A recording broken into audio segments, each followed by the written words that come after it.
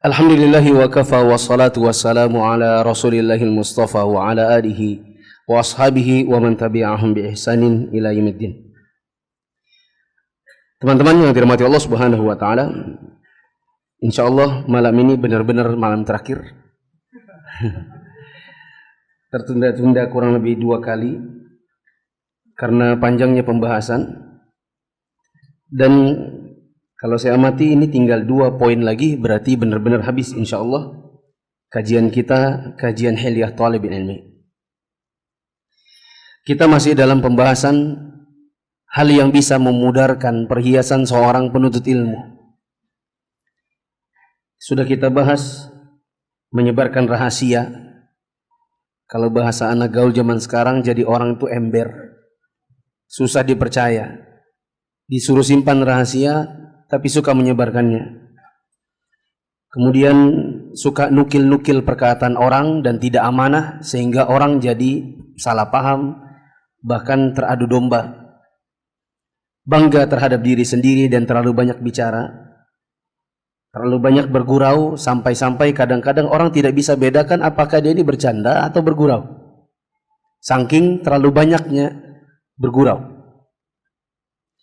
Yang kelima adalah menyela pembicaraan di antara 2 orang. Saya sudah sebutkan di pertemuan yang lalu, kalau ingin menyela maka mohon izin terlebih dahulu. Dan yang paling baik adalah antum mengamati di antara keduanya, bila memang sudah habis pembicaraan baru masuk ikut bertanya atau yang semacamnya.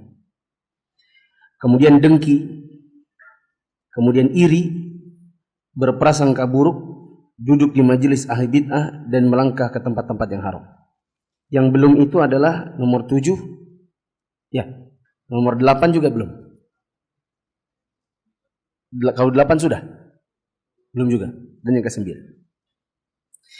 Teman-teman yang dirahmati Allah, di antara hal yang bisa menghilangkan kebaikan ilmu seseorang, dia sejatinya orang berilmu tapi jadi tidak enak dipandang, tidak enak dipergauli, tidak layak untuk dijadikan teman, adalah apabila ada sifat suka iri terhadap apa yang Allah berikan kepada orang lain, meskipun tidak lebih parah ketimbang dengki. Dengki ini kalau di bahasa kita lebih daripada sekedar iri. Sekarang antum perlu mencatat bahwa ada 2 iri yang boleh. Ada 2 iri yang boleh. Dan iri yang boleh ini disebut dengan ghibtah. Sudah kita sebutkan kan ya pertemuannya lalu. Ada 3, ada hasad, yang hidak, ada dengki, iri, dan yang satu lagi apa namanya? Ghibtah. Ghibtah itu adalah iri tapi boleh. Pada 2 hal saja.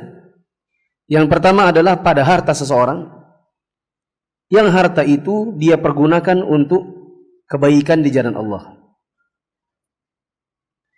Kita boleh iri manakala ada orang dapat harta, dia kaya, kita biasa-biasa saja.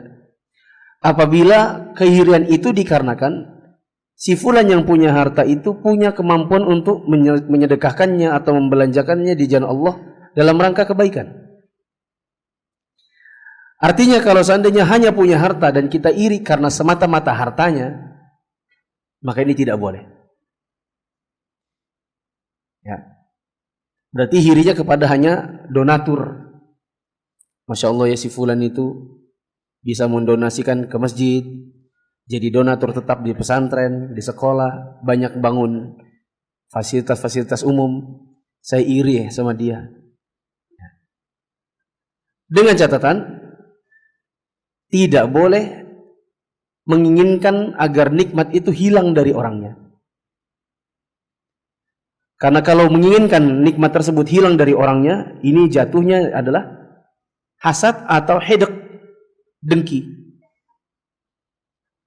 Jadi irinya hanya boleh sebatas saya ingin seperti dia, tanpa bermaksud atau bergumam semoga aja dia misalnya miskin. Yang kedua yang boleh adalah iri atau ghibtah pada ilmu seseorang yang ilmunya bermanfaat. di mana dia juga menginginkan ilmu yang sama dan dia mengatakan, ya Allah, saya kepengen banget kayak dia. Saya iri.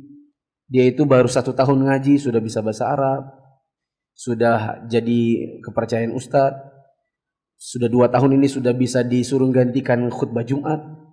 Iri banget kayak dia itu. Memang orangnya pinter, rajin. Dengan syarat tidak boleh ada keinginan di dalam hati agar ilmu tersebut hilang dari orangnya. Boleh misalnya ngomong sama orangnya, terus terang akhi, anak iri loh kayak antum. Antum tuh udah pintar, disukai sama ustadz, bisa disuruh bantu untuk dakwah, ya.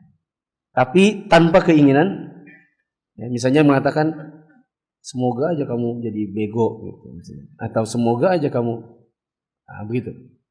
Pahamin ya? Nah, yang seperti ini disebut dengan ghibtah. Catat teman-teman, ada 13 keburukan orang suka iri. Ada 13 keburukan orang suka iri. Saya ambil dari kitab Syarah Hilyah Thalib Ilmi karya Syekh Muhammad bin Shalih Al-Utsaimin. Yang pertama, termasuk dosa besar. Iri itu, hasad, dengki, itu termasuk dosa besar. Dan dosa besar itu tidak bisa dihilangkan hanya dengan sekedar sholat, puasa, sedekah. Yang namanya dosa besar harus ada taubat. Maka dengki tidak bisa dihilangkan hanya dengan sekedar orangnya rajin sholat 5 waktu. Bila ada orang rajin sholat 5 waktu, ketahuilah sholatnya tidak bisa menghapuskan dosa kebiasaan suka iri sama orang. 2,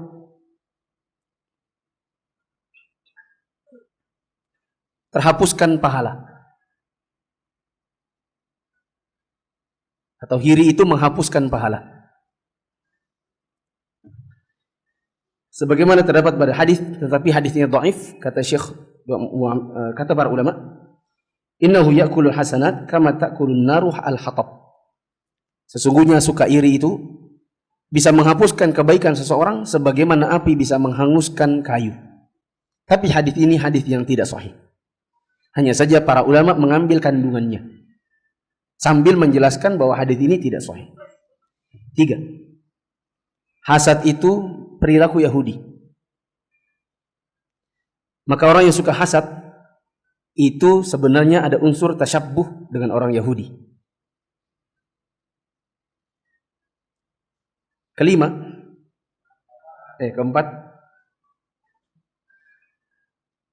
bisa menghilangkan persaudaraan iman. Bisa menghilangkan persaudaraan di dalam iman.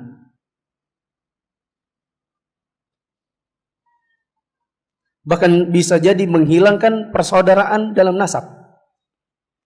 Misalnya bersaudara di mana orang tuanya tidak adil, lalu orang tuanya senang memberi sesuatu kepada salah satu dari anaknya dan anak yang lain tidak diberi. Maka sedikit demi sedikit ketika ini terjadi berkali-kali, timbullah hasad pada anak yang tidak diberi. Lalu anak yang tidak diberi ini lama-kelamaan benci kepada saudaranya sendiri. Dan ini banyak yang terjadi di kalangan kaum muslimin akibat kebodohan orang tua. Sebagian orang tua berpendapat begini, aku berikan harta kepada anakku yang ini soalnya dia yang paling pintar, dia yang paling rajin, dia yang paling rajin membantu, dialah yang mengurusi aku selama aku sakit, tanpa memperhatikan perasaan anaknya yang lain. Akhirnya iri timbul pada anak yang tidak diberi. Makanya ada seorang sahabat namanya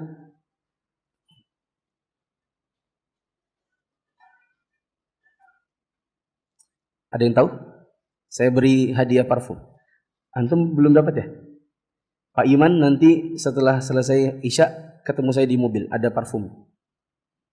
Saya beri hadiah parfum untuk yang bersih, yang bisa memberi namanya, karena saya lupa. Ada seorang sahabat yang diadukan oleh istrinya kepada Nabi, karena dia beri pemberian itu kepada salah satu anak, tapi tidak diberikan kepada yang lain. Maka istrinya mengatakan, mengapa kau tidak beri kepada anak yang lain? Sungguh aku tidak ridho sampai kau datang kepada Nabi dan jadikan Nabi sebagai saksi. Maka si suami ini datang kepada Nabi SAW. Maka Nabi SAW mengatakan, apakah kau senang apabila di antara anak-anakmu memberikan bakti yang sama kepadamu? Dia mengatakan, iya, senang. Kalau begitu berikan yang juga seimbang kepada seluruh anak-anakmu. Dalam riwayat yang lain Nabi SAW mengatakan, saya tidak mau menjadi saksi atas sebuah pemberian atau hibah untuk orang yang tidak adil dalam memberi. Akhirnya oleh si sahabat ini diambil kembali pemberiannya lalu dibagi secara rata. Ada yang tahu?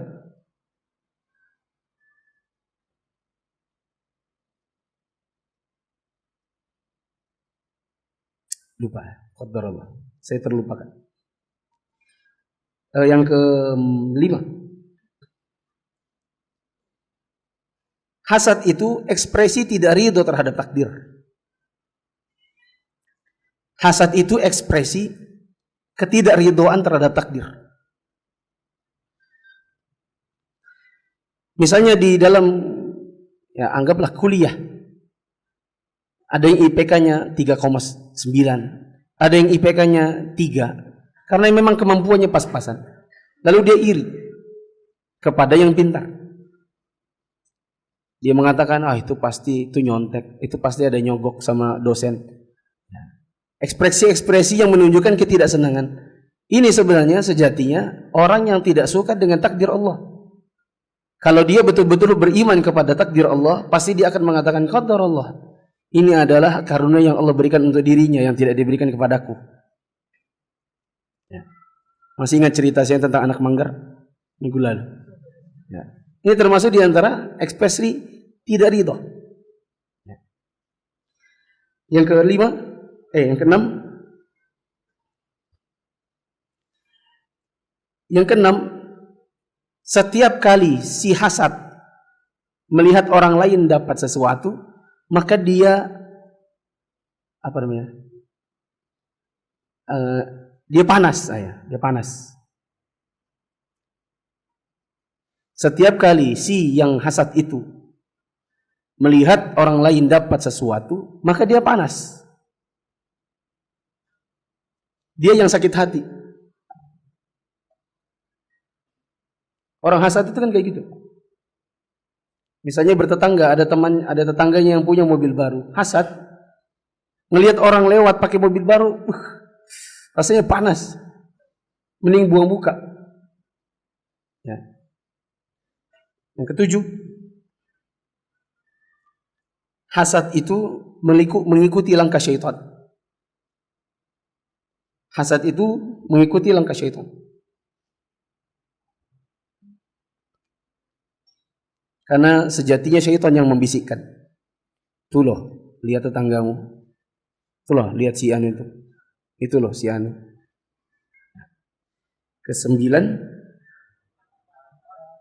Kedelapan, hasad itu menimbulkan permusuhan dan perkelahian.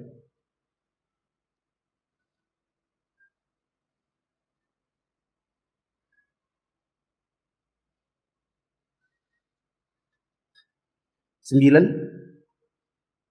hasad itu menimbulkan yang lebih parah dari sekedar hasad, seperti pembunuhan. Hasad itu menimbulkan hal yang lebih parah daripada sekedar hasad. Misalnya membunuh. Seperti kisahnya siapa? Anak Nabi Adam.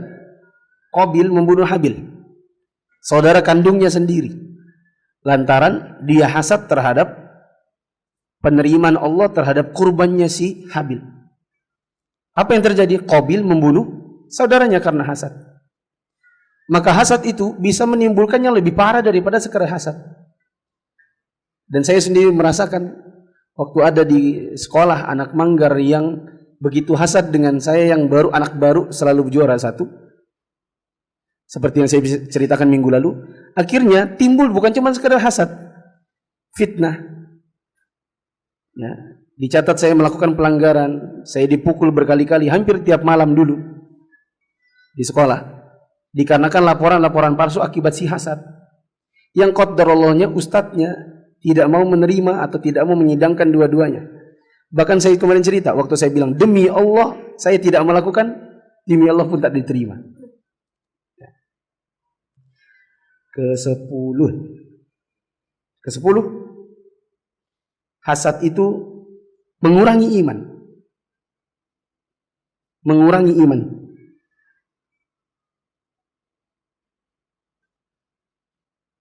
Karena memang hasad itu tadi pada nomor yang keberapa tadi? Itu menunjukkan tidak ridhonya pada takdir. Dan kita tahu rukun iman ada berapa? 6. Salah satunya iman kepada qada dan qadar Allah. Ke-11, hasad itu menyusahkan dan mengeraskan hati sendiri. Menyusahkan dan mengeraskan hati sendiri.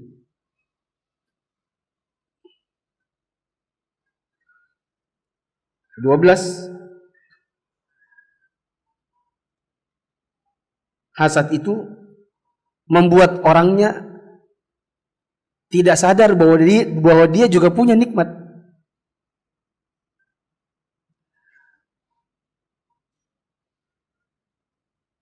Membuat orangnya menjadi tidak sadar bahwa dia juga mendapatkan nikmat. Cuma kadarnya saja beda-beda. Misalnya yang IPK-nya 3,2, iri sama yang IPK-nya 3,7. Lantaran yang 3,7 lebih rajin dan memang otaknya lebih mumpuni ketimbang yang 3,2. Sebenarnya dia masih mending. Karena masih alhamdulillah 3,2. Kan ada temannya yang lain yang nasakom. Nasakom tahu? Nasib 1 koma. Ada lagi baru 2 semester di DO. Dia alhamdulillah masih dapat nikmat. Cuma itu ketutup. Dia sudah punya mobil yang orang lain belum punya. Ada orang lain yang kemana-mana cuma pakai motor. Itu pun motor butut. Bahkan ada yang lebih parah yang gak punya motor. Kemana-mana naik jalan kaki atau minimal naik ojek. Nah dia punya mobil. Cuma mobilnya adalah misalnya Corolla tahun 98. Tetangganya baru saja punya mobil Expander 2018. Panas banget hatinya. Ya. Dia nggak sadar bahwasanya dia juga punya dapat yang orang lain bisa jadi juga ngelihat ke dia gitu. Pernah lihat nggak video-video dibikin orang itu? Ada orang apa namanya? Lagi di mobil sport ngelihat ke helikopter, dia bilang semoga kapan ya aku punya helikopter. Di saat yang bersamaan ada orang di sebelahnya yang ngeliatin dia pakai mobil sport, dia bilang kapan ya aku punya mobil sport.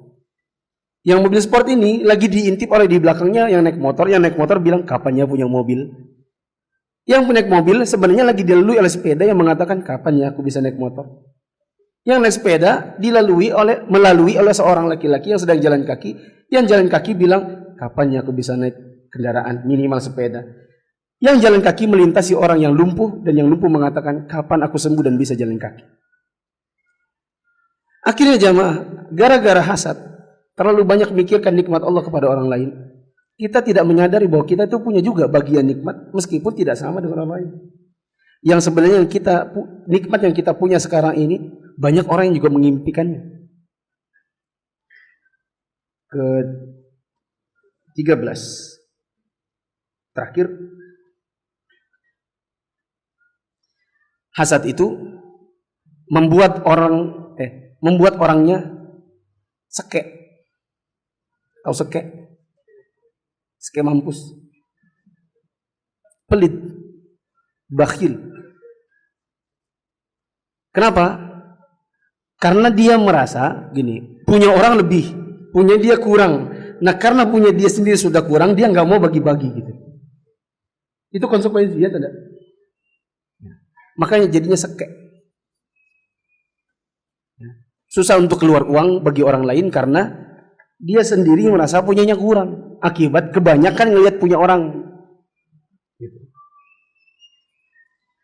Wallahu a'lam bishawab. Sudah, saya cukupkan untuk masalah iri dan dengki. Sekarang masalah baru yang juga bisa memudarkan kebaikan ilmu seseorang adalah terlalu banyak prasangka buruk. Yang bahasa syar'inya kita kenal dengan istilah apa? Su'udzon. Suka berprasangka buruk terhadap orang lain. Langsung saja, saya beri tips. Ada ilmu yang saya namakan dengan ilmu mungkin. Ilmu apa? Mungkin. Yaitu, manakala timbul pada diri antum sebuah prasangka buruk terhadap orang lain, maka katakanlah kepada diri antum, mungkin, lalu isi titik-titik setelahnya dengan yang baik. Misal antum punya teman kajian. Dia datang, tetapi dengan menggunakan kaos. Minggu lalu. 2 minggu lalu. Beliau datang dengan kaos. Saya melihat waktu Isya, pakai kaos. Lalu yang saya timbul di kepala saya adalah, kok pakai kaos? Tanda tanya pakai seru. Artinya protes. Kalau cuma tanda tanya berarti kan mempertanyakan. Di kepala saya salah satunya adalah tanda tanya plus seru. Kok pakai kaos? Tapi saya punya ilmu yang namanya ilmu mungkin. Mungkin dia baru dari tadi nggak berencana ke masjid ini. Mungkin maksudnya adalah keluar rumah terus balik lagi mandi terus ke sini. Tapi kotorlah apapun yang terjadi di luar sana. Akhirnya dia langsung ke masjid dalam keadaan belum ganti baju. Mungkin bajunya habis, lagi dicuci berharap kering tapi kehujanan. Mungkin dan mungkin. Setelah Isya saya tanya, kenapa Mas pakai kaos? Apa katanya? Ya, bajunya masih di laundry, belum diambil atau laundrynya belum selesai. Kalau ada sesuatu yang membangkitkan prasangka buruk, ini gunakan ilmu apa? Ilmu mungkin. Atau makan ketemu dengan yang lain lagi. Misal sebagian dari antum ini saya perhatikan ada yang kalau datang itu celananya ketat betul. Ya, paha dengan betis itu dengan celananya itu betul-betul ngepres.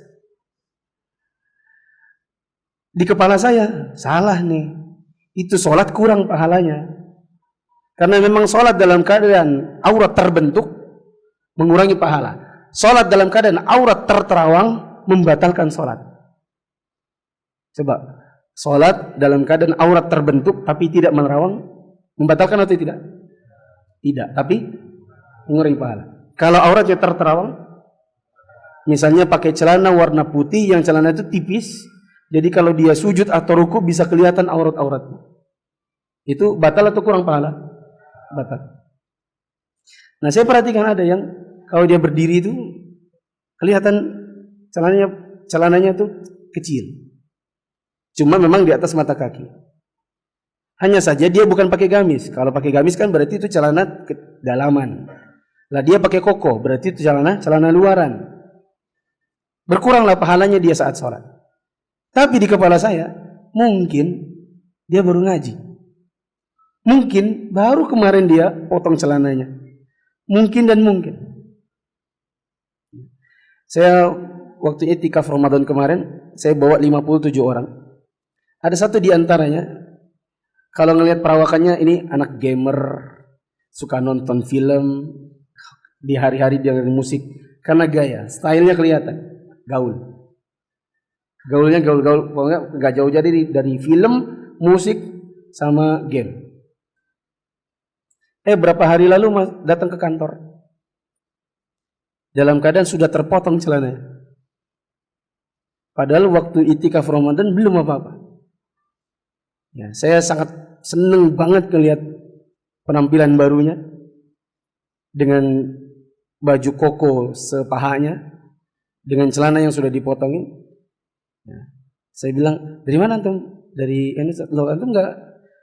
Karena dia saya tahu tidak tinggal di Balikpapan. Nah, terus dia cerita, alhamdulillah Ustaz, pulang dari umroh itu celana saya sudah potongin semua. Saya udah nggak dengerin musik lagi. Cuma memang mungkin ada masih yang saya belum bisa kerjakan. Menunjukkan bahwa dia baru hijrah. Baru hijrah. Dan dia memang jenggotnya itu belum dipanjangin. Kayaknya masih agak dicukur kayaknya. Kalau dia masuk ke masjid ini, bisa jadi bertemu dengan antum yang sudah lama, yang jenggotnya panjang. Lalu timbul suuzon kita. Celana cingkrang, jenggot dipotong. Mana sini orang? protes gitu. Tapi kalau antum kenal dia, antum akan tahu bahwa dia baru aja hijrah setelah pulang dari umroh Syawal kemarin. Yang masih berproses kan baru 2 bulan. Baru proses dari Syawal sampai ke awal Muharram atau ke tengah Zulhijjah. Sedikit demi sedikit dia bilang, saya potongin celana saya sudah mulai ganti baju. Saya di Bandung suka ikut kajian Ustadz Abu Haidar As-Sundawi. Saya suka dengan kajian Baru dia dapat inspirasi setelah pulang umroh. Yang itu tidak berhak kita untuk menghukumi dia dengan suuzon-suuzon. Dengan mengatakan misalnya, apa ya? Sudah ngaji cenggotnya dipotong. Apa? Di situ letak ilmu apa tadi? Mungkin. Bila ada timbul sebuah kesuuzon pada kepala kita, katakan mungkin. Para ulama kita bahkan mengatakan begini. Kalau seandainya ada sesuatu pada diri saudaramu yang kau lihat itu tidak pantas atau tidak pas, menimbulkan suuzon pada dirimu, berikan kepada dia 1 uzur. Bila ini belum cukup, berikan dia 2 uzur. Bila belum cukup, 3, 4, sampai dapatkan 70 uzur. Setelah 70 uzur belum juga memuaskan dirimu dengan suuzonmu itu, maka katakanlah kepada dirimu, bisa jadi ada uzur ke-71 yang saya nggak dapat, saya nggak ketemu. Cari 1 uzur, 2 uzur, 3 uzur, mungkin sampai 70. Kalau 70 juga belum bisa menghabiskan suuzonmu, maka katakan kepada dirimu sendiri, mungkin ada yang ke-71 yang saya sudah coba memikirkannya tapi nggak ketemu. Saya katakan yang lebih dari itu, yang saya samakan dengan perkataan para ulama ini. Bila seandainya ada sesuatu yang tidak pantas atau tidak pas pada diri saudara kita, dan timbul dalam hati ini ada sebuah suuzon, maka carilah 1 uzur. Nggak ketemu 2 uzur, nggak ketemu 3 uzur, tak ketemu nggak usah sampai 70. Bilang sama diri antum, masa 2 uzur nggak cukup? Apa saya katakan? Nggak usah sampai 70. Cukup 2, 3. Bila ini juga belum bisa memuaskan diri antum, maka salahkan diri antum sendiri. Kenapa kok 2 aja nggak cukup? Antum melihat teman antum yang kalau kajian bajunya bagus. Suatu hari ketemu di mall misalnya bajunya baju kaos. Ketemu di musola, sholat sama-sama. Dalam hati antum, ini biasanya kalau kajian bajunya bagus-bagus. Giliran ke mall aja bajunya kayak gini. Misalnya gitu kan. Sholat nggak pakai peci. Berarti ini gaya aja kalau ke kajian. Bergaya muslimnya itu kalau ke kajian. Bila sama dia itu 1 uzur aja. Oh mungkin tadi dia itu berencana jam 12:30 keluar dari rumahnya setelah sholat zuhur ke mall. Mungkin maksudnya mau sampai jam 2:30 habis itu pulang. Tapi terjebak sampai sholat asar. Istrinya masih mau cari macam-macam. Akhirnya sholat di situ dalam keadaan pakai baju kaos. Sudah cukup sebagai 1. Kalau itu belum memuaskan lagi, cari uzur yang kedua. Oh mungkin dia nggak punya baju. Baju yang kemarin mungkin diambil maling kali. Nggak cukup 2 uzur, cari uzur yang ketiga. Mungkin kemarin dia baju kokonya disumbangkannya semua ke Lombok karena gempa bumi. Diri antum ngomong nih, masa bodoh banget semua bajunya disumbangkan ke Lombok. Cari lagi 4 uzur. Saya kira nggak perlu 4. Sebenarnya 2, 3 itu cukup sudah. Ya, dan salahkan diri sendiri. Kenapa kok 2 uzur, 3 uzur itu gak cukup? Berarti kitanya yang kebanyakan suuzon. Bahkan sudah terlatih suuzon. Ke-9, yang terakhir, duduk di majelis ahlul bid'ah. Ini termasuk di antara yang bisa menghilangkan, memudarkan kebaikan ilmu seseorang. Bisa dicatat, ada keburukan-keburukan yang timbul dari duduk di majelisnya ahlul bid'ah. Saya katakan ahlul bid'ah misalnya orang yang punya pengajian yang isinya adalah hal-hal yang ramput ngarut. Misalnya saya tadi malam bermimpi dan saya didatangi oleh arwahnya Habib Anu dan saya diberikan wasiat, diberikan ijazah untuk berdoa dengan bacaan anu dan anu sebanyak sekian kali dan anu dan anu. Yang tidak memiliki landasan dalil melalui kecuali dari mimpi. Ya, dari apa? Mimpi. Saya dapat tadi malam saya bertemu Rasulullah, Rasulullah menyuruh saya untuk pengakuan-pengakuan yang tidak memiliki dalil. Nah, duduknya antum di majelis alul bid'ah seperti itu, maka ini memiliki beberapa keburukan. Satu,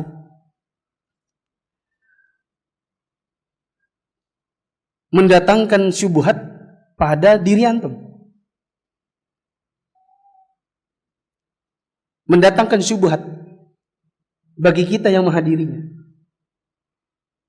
Kenapa? Kita sudah tahu bahwa kita harus menuntut ilmu itu sesuai dengan sunnah. Kita harus tahu bahwa beragama ini harus pakai hadis yang sahih. Ketika kita duduk di majelis yang demikian, di mana si dai mengatakan ada doa, bunyinya anu dan anu. Kalau dibaca 7 kali dalam 1 hari, maka tidak akan mati di hari itu. Maka datang syubhat pada diri kita. Kita meyakininya tanpa kita tahu apa hadisnya. Kita meyakininya bahkan mengamalkannya tanpa kita tahu ilmunya datang dari siapa, dari mana. Ya. Maka ini bisa mendatangkan syubhat pada diri sendiri.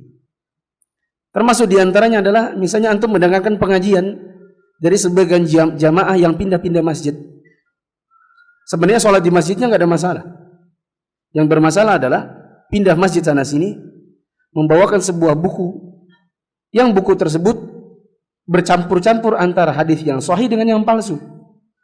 Lalu dibacakan semua isi bukunya tanpa disaring mana yang memang mana yang palsu, sehingga di kepala antum, di hati antum nyantol sebuah hadis yang antum tidak tahu secara tersaring dengan baik apakah ini sahih atau tidak. Ya tidak? Misalnya buku yang disebut dengan buku Fadilah Amal, ya, yang sering dibawakan oleh ikhwan-ikhwan dari Jamaah Tabligh, yang di dalamnya banyak hadis-hadis yang palsu, yang si pembacanya cuma sekedar membaca tok, tanpa bisa menyaring karena memang tidak memiliki ilmunya. Preman baru tobat disuruh baca ceramah di hadapan jamaah, habis sholat zuhur, habis sholat asar, kita bacakan hadis anu, berkata anu. Nggak jelas hadisnya sahih atau tidak. Sementara itu buku palsunya banyak. Lalu kita dengerin, tercampur di kepala kita ini antara yang sahih dengan yang tidak. Sehingga kadang-kadang ketika kita ditanya sesuatu, baru kita mengatakan begini, saya pernah dengar hadisnya sih, tanpa bisa kita betul-betul saring ini hadis sahih atau tidak.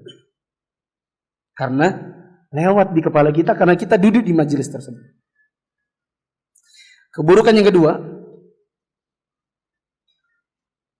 menjadi pembenaran bagi si dia. Menjadi pembenaran bagi dia. Orang-orang seperti ini yang mengajarkan kepada masyarakat ilmu-ilmu yang aneh-aneh yang tidak sesuai dengan sunnah, yang saya katakan tadi ngeramput, ngarut. Mereka ketika didatangi banyak orang, termasuk kita duduk di situ, dia akan merasa dirinya benar dengan berkata, banyak kok yang dengerin saya. Oh, banyak kok yang dengerin saya. Akhirnya jadi pembenaran. Saya pernah cerita di beberapa kali, di sini juga pernah. Waktu saya dulu PNS, kalau sholat zuhur di belakang kantor di Sprindakop dengan kantor Disdik itu naik ke atas ada masjid. Ada seorang PNS dari Disdik yang kalau dia ada sholat di situ mesti dia suka kultum. Yang kultumnya ngeramput. Yang kalau saya tidak punya adab mungkin saya akan duduk di situ untuk mendebat. Tapi masalahnya saya lebih muda, yang bersangkutan tua. Ya. Temannya bapak saya. Dan bapak pernah bilang, orang itu bahkan pernah bilang gini, saya kalau hadis yang tidak sahih itu, yang doif itu saya suka. Soalnya edisinya bagus-bagus. Lebih bagus daripada yang sahih-sahih. Ya. Kadang dia menceritakan kejadian-kejadian yang aneh-aneh. Ada orang dalam kubur, konon katanya diceritakan bahwa ada yang bercerita bahwa, tapi tidak jelas itu cerita datang dari mana. Ya. Nah, pikiran saya daripada saya duduk di situ hanya untuk mendebat, mending saya pulang daripada masuk di kepala ini sesuatu yang enggak sahih. Nah, cuman kasihan juga umat. Ya, terutama dari kalangan yang sekantor. Kepalanya itu gitu. Kepalanya itu goyang-goyang kalau dengerin cerita-cerita yang ramput tadi. Ya. Sama kayak yang tadi. baca anu 7 kali nanti nggak akan mati di hari itu. Padahal coba baca itu ya di tengah jalan. Ya. Kalau ada truk jangan pindah dari situ. Atau baca itu di rel kereta api. Kalau ada kereta jangan pindah. Kita lihat apakah bacaan itu betul-betul akan menyelamatkan Anda dari kematian atau tidak. Diceritakan bahwa ada orang di zaman dahulu umurnya 300 tahun karena membaca bacaan ini. Maka dia didatangi oleh Nabi SAW dan Nabi bertanya, sampai kapan mau hidup? Suatu hari dia tinggalkan bacaan itu, matilah dia sebelum datang azan maghrib. Diceritakan bahwa, dapat dari mana ceritanya? Ayo. Dan orang yang hadir, kepala goyang-goyang. Ya.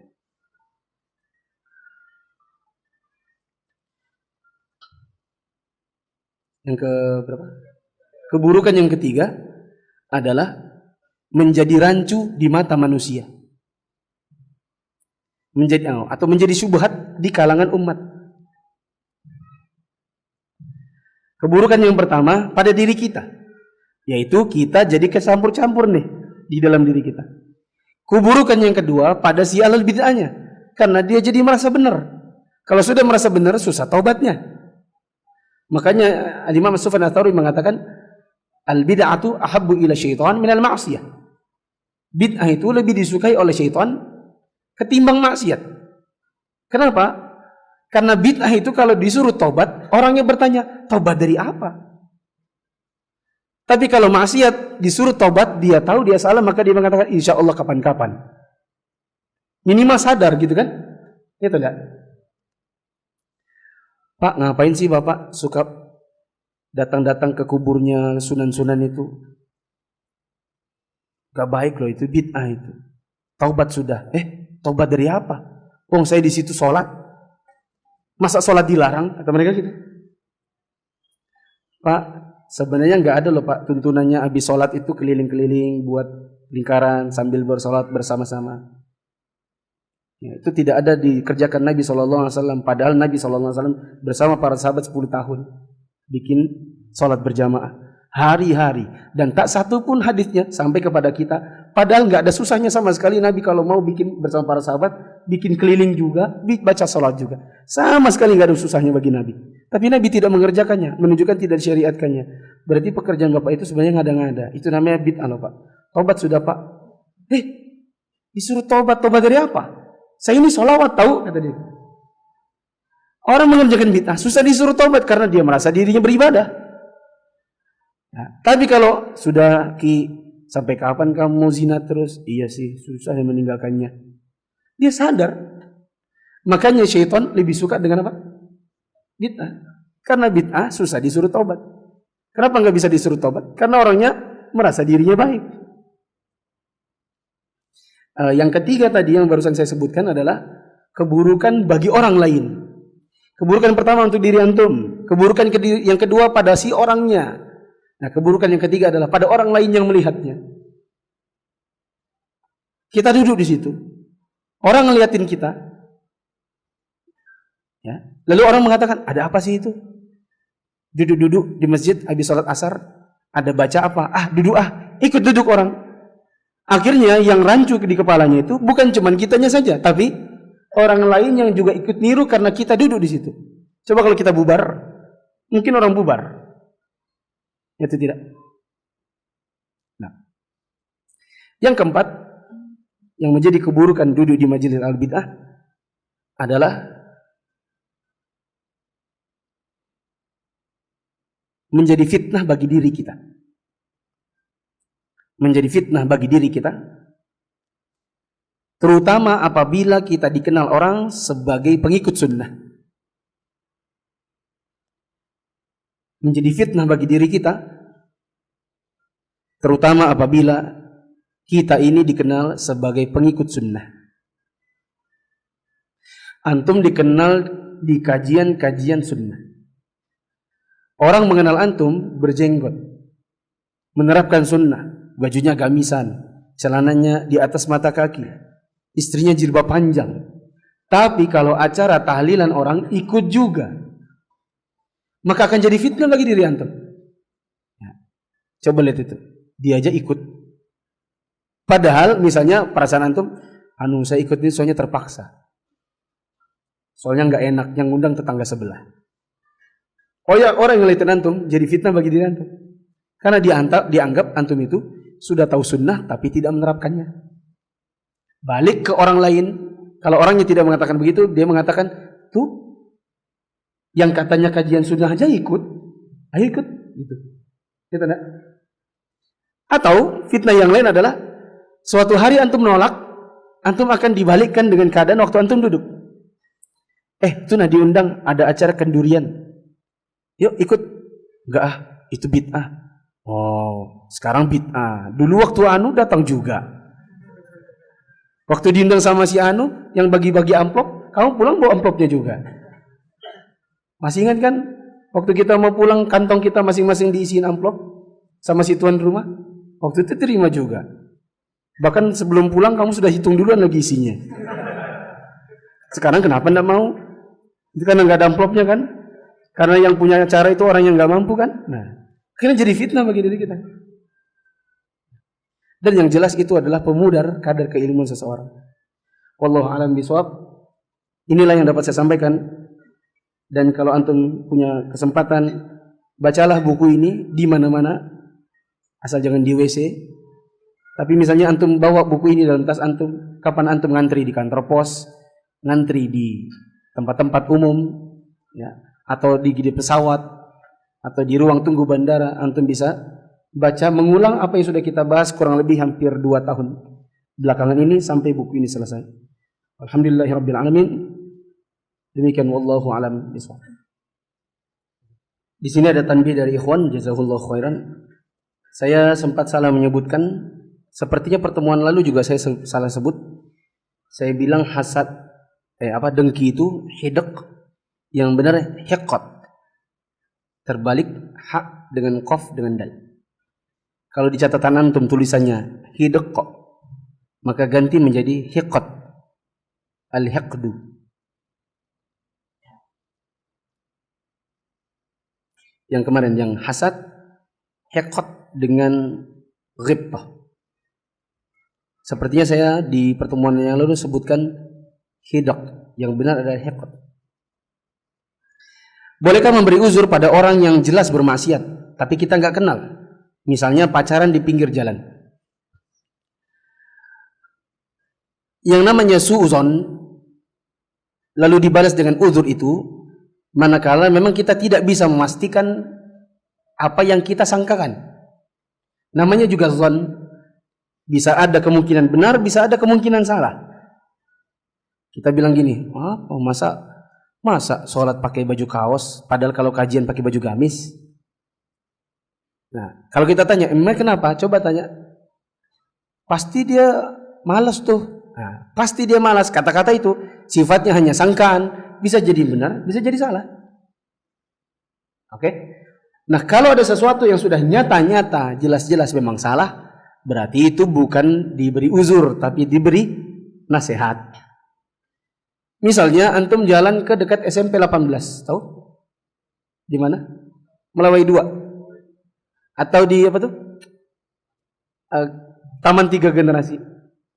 Ada cewek cowok berduaan, pegang-pegang rambut, ya, gini. Kelihatan mukanya itu masih anak-anak SMP SMA. Ini bukan diberi uzur. Mungkin mereka uzur apa coba? Oh, mungkin mereka lagi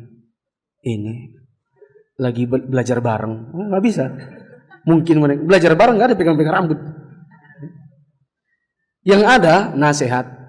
Nah, kalau di SMP 18 itu kalau naik ke PTR 2 itu suka di depan SMP itu ada pacaran gelap-gelapan, nggak ada lampu.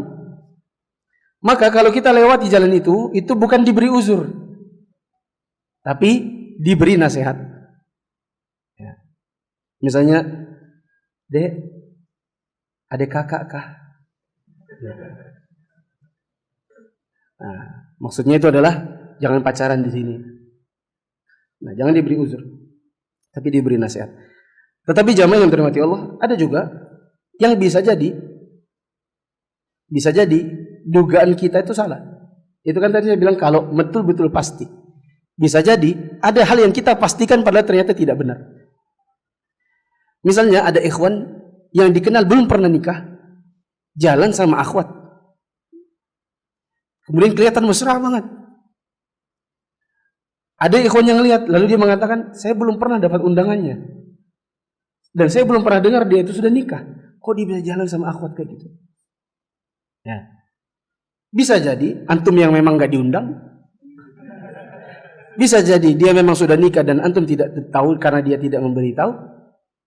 Bisa jadi itu adalah adik atau kakaknya. Karena saya pernah terjadi sama diri saya. Adik saya 2006 mulai kuliah. Saya belum pernah diketahui menikah. Adik saya waktu dia datang, saya suruh dia hijrah. Ganti sudah jilbabmu. Dia kan jilbabnya masih waktu itu masih seleher. Saya bilang ganti sudah jilbabmu. Kamu sudah kuliah loh, Dek. Kamu sudah harus betul-betul coba lihat mbak-mbak itu. Kamu harus betul-betul ganti sudah bajunya. Saya suruh dia pakai gamis. Ya.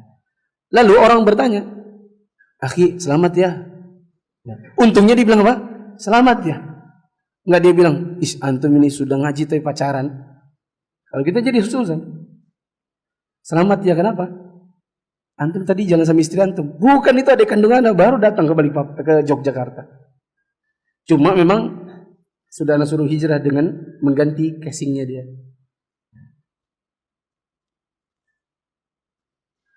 13 dampak hasad tadi karya siapa Ustaz?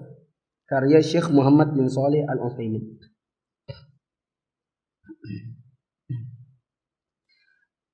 Apakah boleh saya bertanya kepada karyawan saya yang sering izin dengan alasan uzur? Karena setiap saya tanya uzurnya apa, dia bilang uzur tidak boleh tahu. Mantep banget itu karyawan. Bisanya dia bilang apa tadi? Nggak boleh tahu. Kalau antum memang bosnya, terapkan pada dia disiplin. Bilang, oke, kamu izin uzur. Tetapi uzur itu harus jelas. Bila tidak mau, maka tidak ada izin. Karena saya pemberi kerja. Kalau seandainya kamu tidak diberikan izin, karena uzurnya tidak jelas, berarti kamu dianggap alpa. Tahu konsekuensinya alpa? Ima pengurangan gaji, dan kalau itu terus-menerus, maka konsekuensinya berhenti. Karena yang mau bekerja bukan antum saja. Bilang sama dia begitu. Izinnya harus jelas. Masjid dekat rumah setiap Jumat rutin yasinan dan imam tetapnya adalah JT. Apakah boleh sholat di sana? Boleh. Sholat di belakangnya, sholat di belakang orang yang mengerjakan bid'ah seperti yasinan. Orangnya juga dari kalangan misalnya kalangan orang-orang yang punya aliran menyimpang. Maka antum lihat dua keadaan. Bila bid'ahnya sampai mengkafirkan pelakunya, maka tidak boleh sholat di sana. Bila bid'ahnya tidak sampai mengkafirkan pelakunya, maka antum sah sholat di belakangnya. Contoh yang mengkafirkan pelakunya misalnya suka nyembah kubur. Ada orang yang diketahui penyembah kubur. Pada malam-malam tertentu bahkan dia mengajak masyarakat untuk ikut bersamanya ke kuburan fulan untuk nyembah di sana. Minta-minta di sana bawa wangsit atau bawa sesajen atau yang semacamnya. Maka sholat di belakangnya tidak sah. Atau seorang imam tetap yang sudah diketahui secara umum dia tukang santet, atau peramal, atau dukun, atau orang yang mengatakan dirinya punya indera keenam, lalu dia menggunakan indera keenam yang dia klaim tersebut, misalnya untuk meramal asmara, meramal rezeki seseorang, maka sholat di belakangnya tidak sah.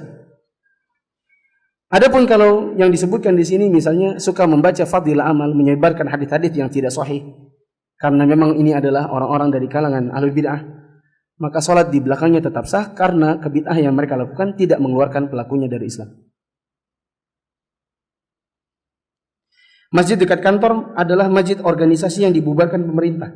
Khatib dan imamnya masih tetap mengisi di masjid tersebut setiap Jumat. Apakah sah salat Jumat di sana? Jawabannya sama seperti tadi.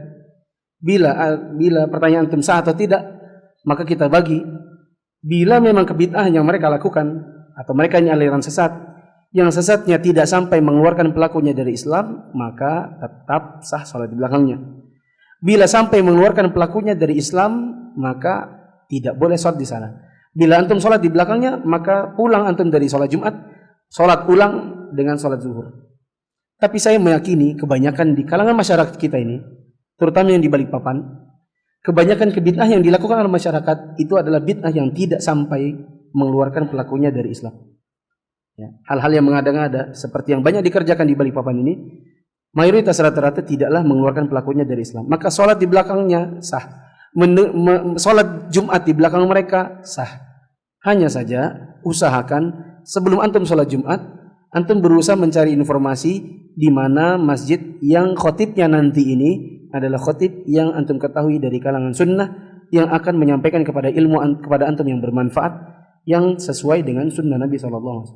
Itu lebih baik daripada duduk lalu kemudian sibuk menyaring, aduh ini sahih atau tidak, sahih atau tidak. Ya, akhirnya antum jadi rancu pada diri antum. Wallahu a'lam bishawab. Jamaah yang dirahmati Allah, kalau ada kekurangan pada diri saya selama kita mempelajari Hilyah Thalib ini, mohon dimaafkan. Semata-mata kekurangan dari saya. Bila ada yang benar, maka itu datangnya dari Allah Subhanahu wa taala.